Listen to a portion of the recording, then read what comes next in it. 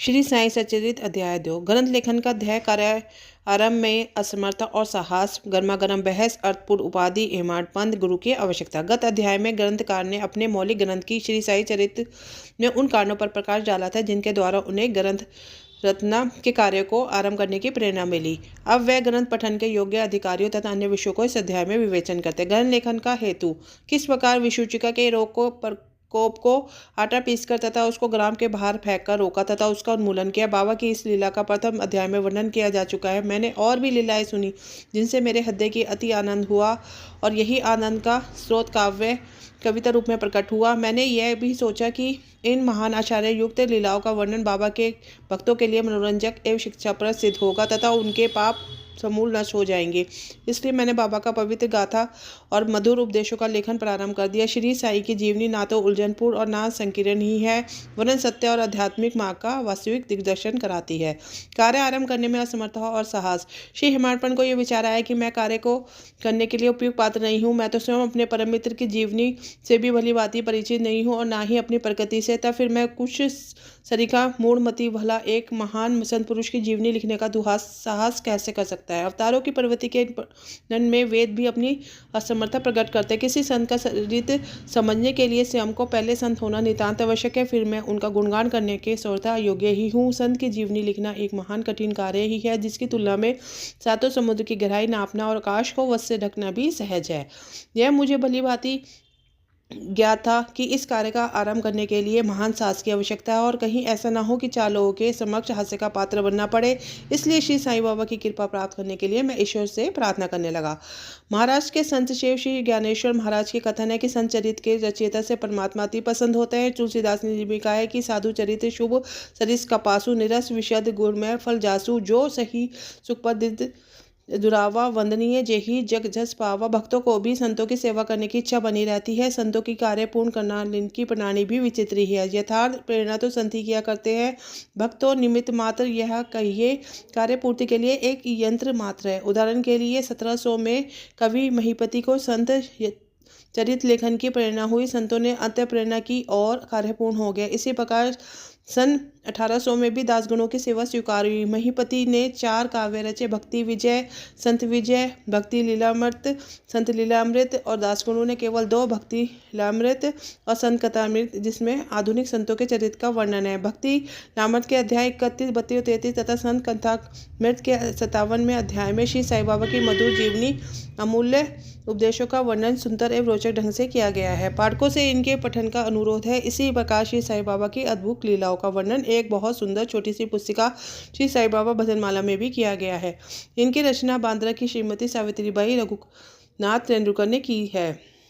श्री दासगणु महाराज ने भी श्री साईं बाबा पर कई मधुर कविताओं की रचना की है। एक और भक्त अमीदास भवानी मेहता ने भी बाबा की कुछ कथाओं की गुजराती में प्रकाशित किया है। साई प्रभा नामक पत्रिका में कुछ लीलाएं शिरडी के दक्षिणा विवक्षा संस्थान द्वारा प्रकाशित की गई हैं। अब प्रश्न उठता है कि जब श्री साईनाथ महाराज के जीवन पर प्रकाश डालने वाला इतना साहित्य उपलब्ध है तो फिर एक ग्रंथ साई सच्चरित्र रखने की आवश्यकता ही कहाँ पैदा होती है। इसका उत्तर केवल यही है कि श्री साईं बाबा की जीवनी सागर के सदगर अगाध विस्तृत और अथाह है। यदि इसमें गोते लगाए जाए तो ज्ञान एवं भक्ति रूपी अमूल्य रत्नों की सहजी प्राप्ति हो सकती है जिनके मुमुक्षुओं को बहुत लाभ होगा। श्री साईं बाबा की जीवनी उनके दृष्टांत एवं उपदेश महान आशय से परिपूर्ण है। दुख और दुर्भाग्यपूर्ण मानवों को इससे शांति और सुख प्राप्त होगा तथा लोक व परलोक में निश्चय की प्राप्ति होगी। यदि श्री साईं बाबा के उपदेशों का जो वैदिक शिक्षा के समान ही मनोरंजक और शिक्षाप्रद है ध्यान पूर्वक श्रवण मनन किया जाए तो भक्तों को अपनी मनोवांछित फल की प्राप्ति हो जाएगी। अतः ब्रह्म से अभिन्नता, अष्टांग योग की सिद्धि और समाधि आनंद की प्राप्ति सरलता से हो जाएगी। यह सोचकर ही मैंने चरित्र की कथाओं को संकलित करना आरंभ कर दिया। साथ ही यह विचार भी आया कि मेरे लिए सबसे उत्तम साधना ही केवल यही है। जो भोले भाले प्राणी श्री साईं बाबा के इस दर्शन से अपने नेत्र सफल करने के सौभाग्य से वंचित रहते हैं, उन्हें यह चरित्र अति आनंददायक प्रतीत होगा। अतः मैंने श्री साईं बाबा के उपदेश और दिशांतों को खोज प्रारंभ कर दी, जो कि उनकी असीम सहज प्राप्त आत्मानुभूतियों का निचोड़ था। मुझे बाबा ने प्रेरणा दी और मैंने अपना अहंकार उनके श्री चरणों में न्यौछावर कर दिया। मैंने सोचा कि अब मेरा पथ अति सुगम हो गया है और बाबा मुझे इहलोक और परलोक में सुखी बना देंगे। मैं स्वयं बाबा की आज्ञा प्राप्त करने का साहस नहीं कर सकता था। अतः मैंने श्री माघवराव उपनाम श्यामा से, जो कि बाबा के अतरंग भक्तों में से थे, इनसे प्रार्थना की। उन्होंने इस कार्य के निमित्त श्री साईं बाबा से विनम्र शब्दों में इस प्रकार प्रार्थना की कि अन्ना साहब की जीवनी लिखने की यह अति अत्युत्सुक है, परंतु आप कृपया ऐसा न कहना। मैं तो एक फ़कीर हूँ तथा मेरी जीवनी लिखने की आवश्यकता ही क्या है। आपकी केवल कृपा और अनुमति से ही लिख सकेंगे, अथवा आपके ही श्री चरणों का पुण्य प्रताप ही इस कार्य को सफल बना देगा। आपकी अनुमति तथा आशीर्वाद के अभाव में कोई भी कार्य यशस्वी हो ही नहीं सकता। यह प्रार्थना सुनकर बाबा को दया आ गई। उन्होंने आश्वासन अवधि देकर अपना वरद हस्त मेरे मस्तक पर रखा और कहने लगे, इन्हें जीवनी और दिशांतों को एकत्रित कर लिपिबद्ध करने दो, मैं इनकी सहायता करूंगा। मैं स्वयं ही अपनी जीवनी लिखकर भक्तों की इच्छा पूर्ण करूंगा, परंतु उनके अपना अहम त्याग कर मेरी शरण में आना चाहिए। जो अपने जीवन में इस प्रकार आचरण करता है उसकी मैं अत्यधिक सहायता करता हूँ। मेरी जीवन कथाओं की बात तो सहज है, मैं तो इन्हें घर बैठे अनेक प्रकार से सहायता पहुँचाता हूँ। जब इनका अहंकार पूर्णतः नष्ट हो जाएगा, खोजने पर लेश मात्र भी न मिलेगा, तब इन्हें अंतकरण के प्रकट होकर स्वयं ही अपनी जीवनी लिखूंगा। मेरे चरित्र उपदेशों के श्रवण मात्र से ही भक्तों के हृदय में श्रद्धा जागत होकर सरलतापूर्वक आत्मानुभूति एवं परमानंद की प्राप्ति हो जाएगी। ग्रंथ में अपने मत का प्रतिपादन और दूसरों का खंडन तथा अन्य किसी विषय के पक्ष या विपक्ष में व्यर्थ के वाद विवाद की कुचेष्टा नहीं होनी चाहिए। अटपुट उपाधि हिमाड़पन। वाद विवाद शब्द से आपको स्मरण हो गया कि मैंने पाठकों को वचन दिया कि हिमाड़पन उपाधि किस प्रकार प्राप्त हुई, किसका वर्णन करूंगा। अब मैं इसका वर्णन करता हूँ। श्री काका साहब दीक्षित व नाना साहब चंदोरकर मेरे अति घनिष्ठ मित्र से थे। उन्होंने मुझे शिरडी जाकर श्री साईं बाबा के दर्शन का लाभ उठाने का अनुरोध किया। मैंने उन्हें वचन दिया, परंतु कुछ बाधा आ जाने के कारण मेरी शिरडी यात्रा स्थगित हो गई। मेरे एक घनिष्ठ मित्र का पुत्र लीला वला में रोगग्रस्त हो गया था। उन्हें सभी संभव अति भौतिक और आध्यात्मिक उपचार के, परंतु उन्हें पतन निष्फल हुए और ज्वर किसी प्रकार भी कम न हुआ। अतः उन्होंने अपने गुरुदेव को उसके सिरहाने ज्वर बतलाया, परंतु परिसे पूर्व ही हुआ। यह घटना देखकर मुझे विचार आया, जब एक गुरु एक बालक के प्राणों की रक्षा नहीं करने में असमर्थ है तो उसकी उपयोगिता ही क्या है, और जब उनमें कोई सामर्थ्य ही नहीं है तब फिर शिरडी जाने से क्या प्रयोजन। ऐसा सोचकर मैंने अपनी यात्रा स्थगित कर दी, परंतु जो होना था वो तो होकर ही रहेगा। वह इस प्रकार हुआ। परमाधिकारी नाना साहब चंदोरकर बसई की दौरे पर जा रहे थे। वे ठाणा के दादर पहुंचे तथा बसई जाने वाली गाड़ी की प्रतीक्षा कर रहे थे। उसी समय बांद्रा लोकल आ पहुंची, जिसमें बैठकर वे बांद्रा पहुंचे। शिरडी यात्रा स्थगित करने के लिए मुझे आड़े हाथों ले लिया। नाना साहब का तर्क मुझे उचित तथा सुखदायी प्रतीत हुआ। उसके फलस्वरूप मैंने उनसे रात्रि शिरडी जाने का निश्चय किया और सामान बांधकर शिरडी को प्रस्थान किया। मैंने सीधे दादर जाकर जहाँ मनमाड़ की गाड़ी पकड़ने का कार्यक्रम बनाया। इस निश्चय के अनुसार मैंने दादर जाने वाली गाड़ी के डिब्बे में प्रवेश किया।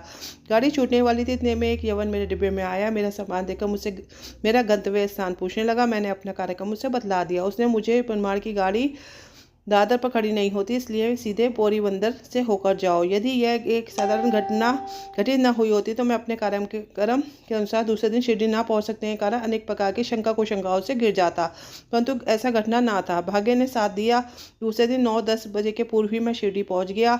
यह सन 1910 की बात है, जब प्रवासी भक्तों के ठहरने के लिए साठेवाड़ा ही एकमात्र स्थान था। तांगे से उतरने पर साईं बाबा के दर्शनों के लिए बड़ा लालायित था। उसी समय भक्त प्रवर श्री ताते साहब मूलकर मस्जिद हो लौटे। उन्होंने बतलाया, इस समय श्री साईं बाबा मस्जिद की मोड़ पर है, अभी केवल उनका प्रारंभिक दर्शन ही कर लो, फिर स्नानादि से निवृत्त होने जाने के बाद सुविधा से भेंट करने जाना। यह सुनते ही मैं दौड़कर गया और बाबा की चरण वंदना की। मेरी प्रसन्नता का पारावार न रहा।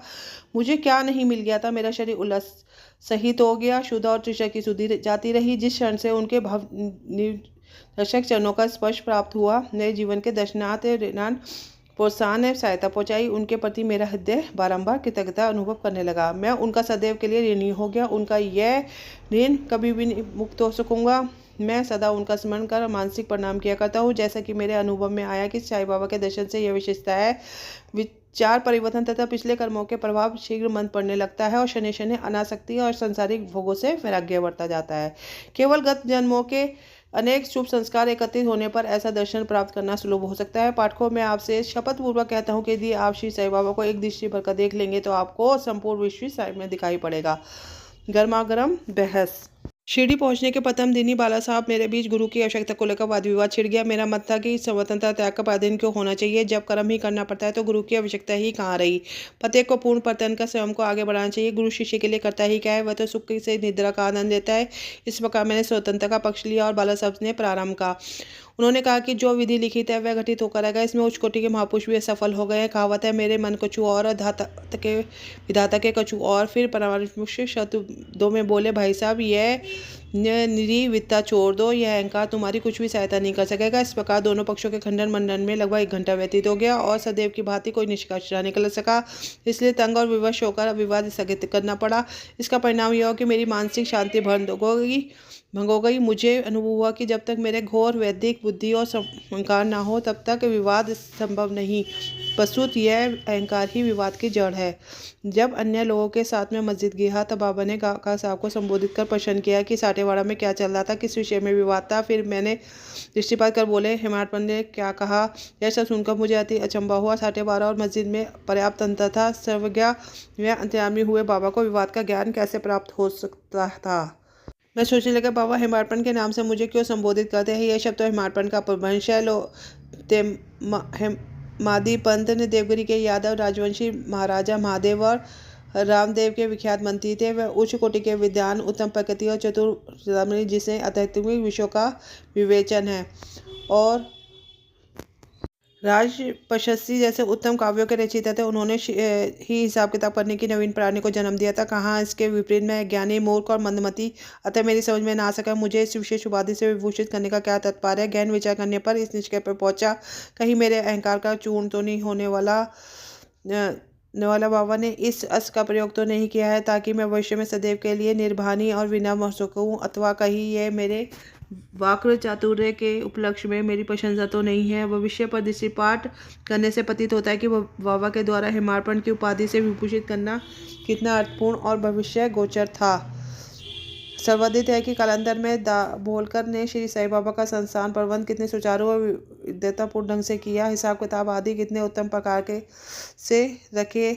साथ ही साथ महाकाव्य साई चरित्र की रचना भी की। इस ग्रंथ में महत्वपूर्ण और आध्यात्मिक विषयों जैसे ज्ञान और भक्ति, वैराग्य, शरणागति व आत्मनिवेदन आदि का समावेश है। गुरु की आवश्यकता, इस विषय में बाबा ने क्या उद्गार प्रकट किए, इस पर हेमाडपंत द्वारा लिखित कोई लेख या स्मृति प्राप्त नहीं है, परंतु काका साहब दीक्षित इस विषय में के लेख प्रकाशित किए हैं। बाबा से भेंट करने के दूसरे दिन हेमाडपंत और काका साहब ने मस्जिद में रहकर गृह लौटने की अनुमति मांगी। बाबा ने स्वीकृति दे दी। किसी ने प्रश्न किया, बाबा कहाँ जाए। उत्तर मिला, ऊपर जाओ, मार्ग कैसा है।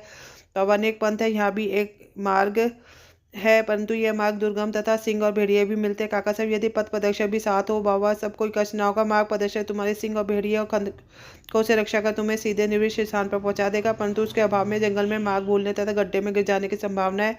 दामोलकर भी उपयोग पसंद के सर पर उपस्थित है। उन्होंने सोचा कि कुछ बाबा कह रहे हैं, वह गुरु की आवश्यकता क्यों है। इस प्रश्न का उत्तर है, उन्होंने सदा के लिए मन में गांठ बांध ली कि अब कभी किसी विषय पर वाद विवाद नहीं करेंगे। स्वतंत्र या परतन व्यक्ति आध्यात्मिक विश्वासों के लिए कैसा सिद्ध होगा। प्रत्युत इसके विपरीत यथार्थ में परमार्थ लाभ केवल गुरु के उपदेश में किया गया है, जिसमें लिखा है, राम और कृष्ण महान अवतारी होते हुए अनुभूति के लिए राम को अपने गुरु वशिष्ठ और कृष्ण को अपने गुरु सत्यपत्नी की शरण में जाना पड़ा।